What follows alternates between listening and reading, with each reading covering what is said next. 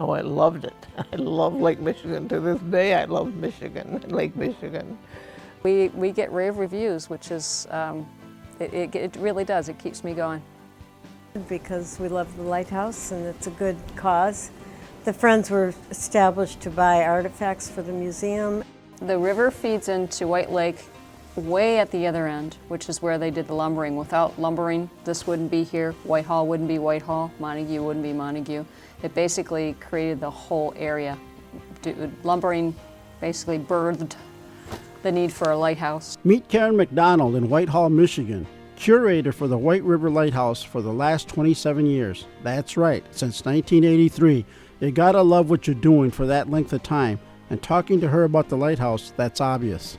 I raised the funds to have that done, and because it just, can you imagine it not being there right now? How beautiful that is. I got somebody from Coopersville, Michigan to create it, and then we had to hire a contractor to install it. They're all complaining we got to have a way to, really should be able to get into that lake. So the government came out here and said, yeah, you need a channel. So then this was a government dug channel, finished just in the nick of time. It was finished in 1870, a year before the Chicago fire. So they finished it just in the nick of time. When the Chicago fire occurred, that really put this place on the map. Then it was boomtown because they sent their ships out here to pick up lumber to transport back to Chicago, because Muskegon County, which we're part of, was once known as the lumber capital of the world. So it had worldwide status. So today, looking at the channel, you can almost visualize the ships going in and out of White Lake, which serves as a reminder of the importance of this lighthouse during the lumber era. Karen has a lot of educational materials inside this museum and continues to add to its collection. This was called a fourth order Fresnel lens, named after the inventor Augustin Fresnel. And this one had a 14-mile light range to it. When I moved in there, when Leo and I got married, they hadn't replaced the motor on the light yet. That tower is 2 thicknesses of brick and a vacant space in between. And in that vacant space is things like a cuckoo clock, cables. And we had to get up twice in the night and wind those cables back up so that the light kept going around. Probably 48 or 49, they came and put a Sangamo electric timer on the light that automatically turned it on earlier in the winter and later in the summer. And boy, that was a real treat. Meet Frances Marshall, formerly Frances Johnson, who was the White River Lighthouse keeper from 1944 to 1954. She was on the Coast Guard's payroll at a whopping $30 a month, a full-fledged lighthouse keeper. She made headlines on May 17, 1953, when CBS put her on the game show What's My Line. She stumped the panel and came home $50 richer. And they didn't get anywhere near Whitehall in guessing what I did. And so, of course, they would have known why. If they didn't guess Whitehall, they wouldn't guess the job I had.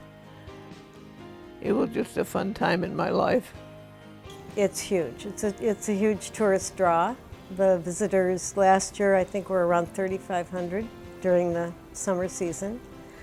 And it draws a lot to the towns of Whitehall and Montague. A lot of people who tour lighthouses only all summer long.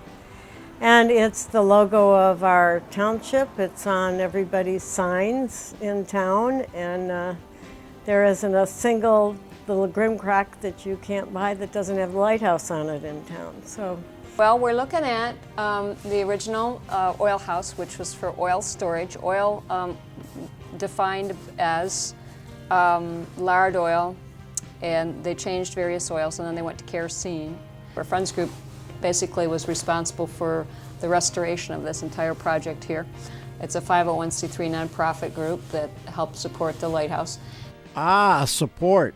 Michigan's economy is like a thick fog dimming the lights. we usually have one fundraiser every summer, and in conjunction with our annual meeting. And we count on people's donations and membership donations. You know, what I would love to see is to have more people involved with projects around here that they can then say, I did that.